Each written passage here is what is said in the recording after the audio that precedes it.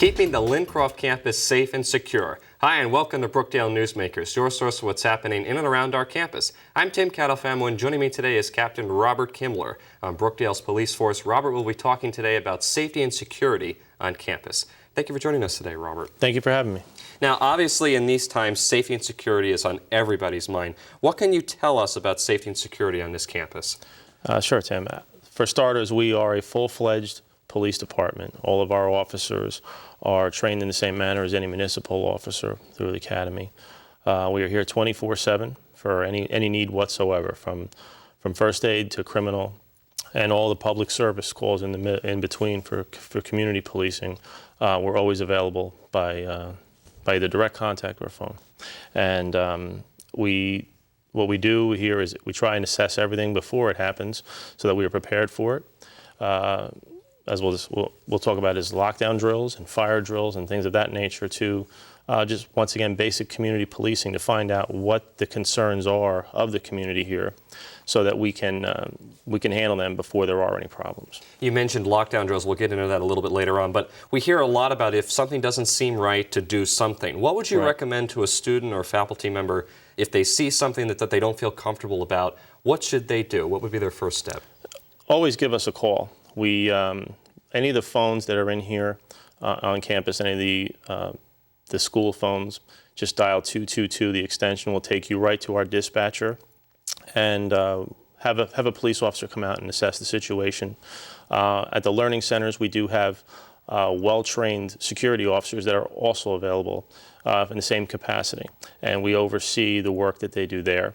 So in any location, make a phone call. You can make that phone call, like I said, from an in-house school phone. You can use your own phone.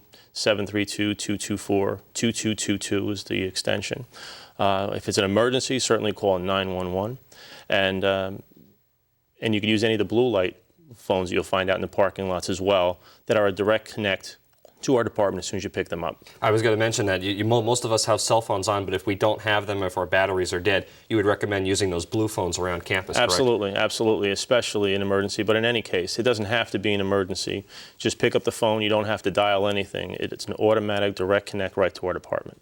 And now when you were to dial 911, in case you don't know the area code for the police station, it would connect you and transfer you right to you guys, correct? It'll connect to a 911 operator, and we will have the police department dispatched to wherever scene you're at. So yes.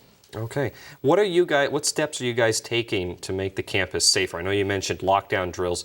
Go through some of those things. The lockdown drills are a very big deal.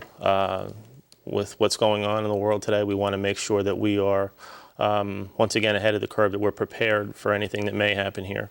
Very remote possibility, and something any of us hate to think what might happen, but we want to make sure that our students, staff, and faculty are prepared if it does. We do the traditional fire drills for the same reason. We want to make sure everyone knows how to get out of the building and safely. And once again, getting back to community policing.